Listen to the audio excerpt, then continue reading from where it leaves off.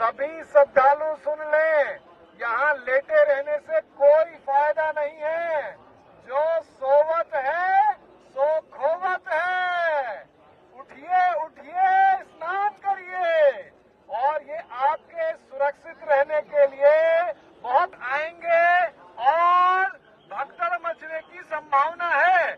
आप पहले आ गए हैं तो आपको सबसे पहले अमृत मिल जाना चाहिए। सभी श्रद्धालुओं से करबद्ध निवेदन है, उठे उठे उठे, सोए ना। जब सबसे पहले आ गए हैं।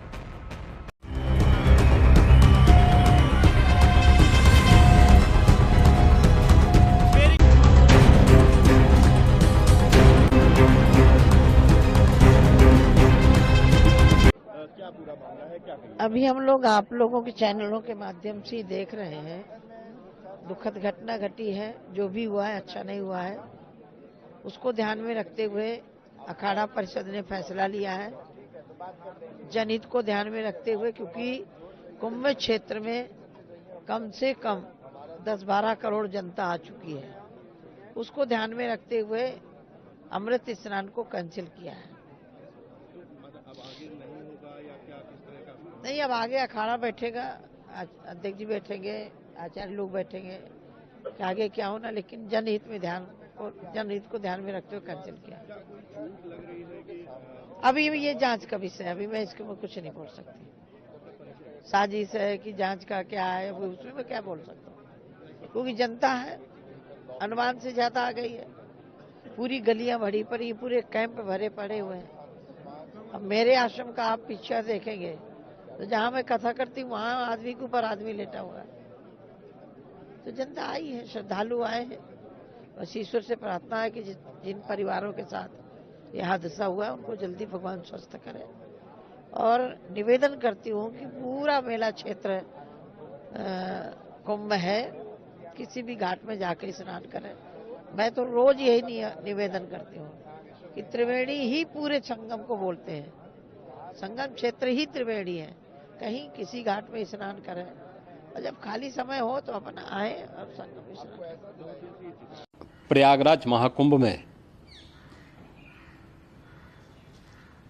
श्रद्धालुजनों की भारी भीड़ है।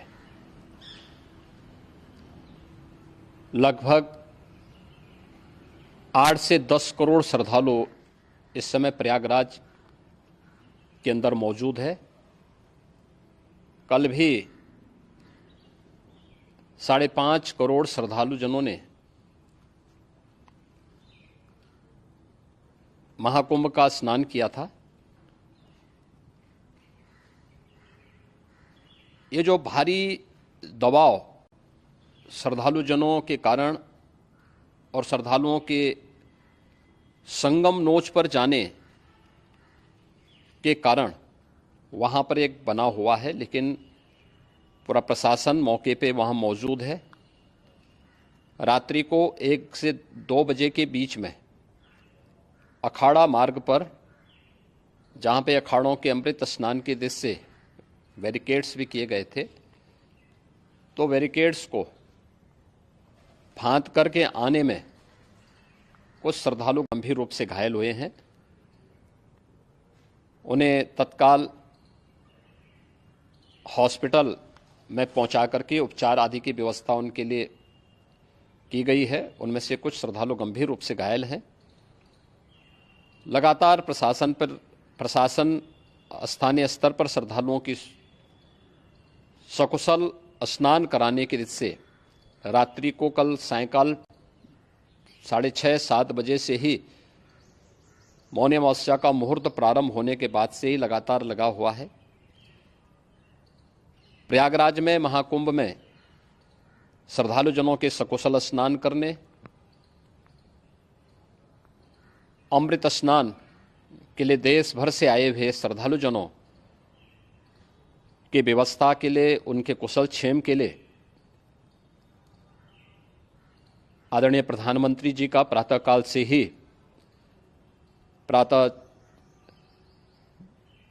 से ही उनके लगभग 4 बार प्रधानमंत्री जी ने हालचाल लिया है। माननीय गृह मंत्री जी ने, माननीय राष्ट्रीय अध्यक्ष भारतीय जनता पार्टी श्री जेपी नड्डा जी ने, माननीय गृह मंत्री श्री अमित शाह जी ने भी और प्रदेश की माननीय राज्यपाल श्रीमती आनंदीबेन पटेल जी ने भी लगातार जानकारी लेकर के सभी के कुशल क्षेम और सकुशल स्नान कराने के बारे में निरंतर रिपोर्ट ले रहे हैं।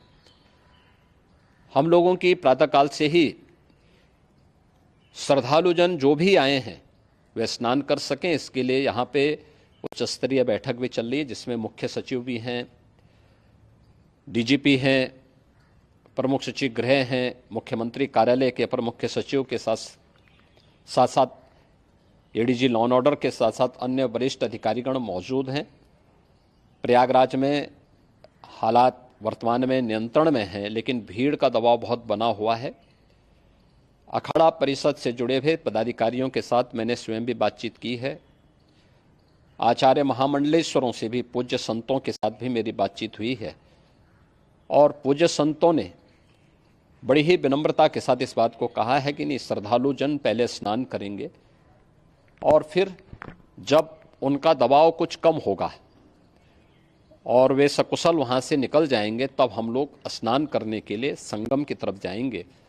अभी पहले श्रद्धालु जनों को, चूँकि देश भर से आए हैं, तो इसके लिए उन्हें सभी अखाड़े इसके लिए सहमत हैं और सभी लोग इस व्यवस्था के साथ जुड़े हुए हैं।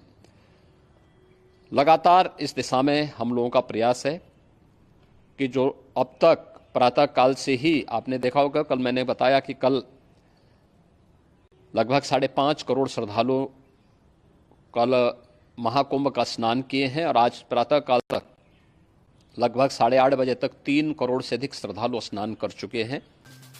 तो कैसी लगी आपको हमारी ये खबर, ये हमें कमेंट बॉक्स में लिखकर ज़रूर से बताएं और ऐसे ही नवीनतम ताज़ा अपडेट्स, खास खबरों से रूबरू बने रहने के लिए बने रहें हमारे संग। कैमरा के पीछे से मेरा सहयोग कर रहे अजय महतो, आनंद चौहान और युगल किशोर भगत के साथ मैं विजय दत्त पिंटू रांची।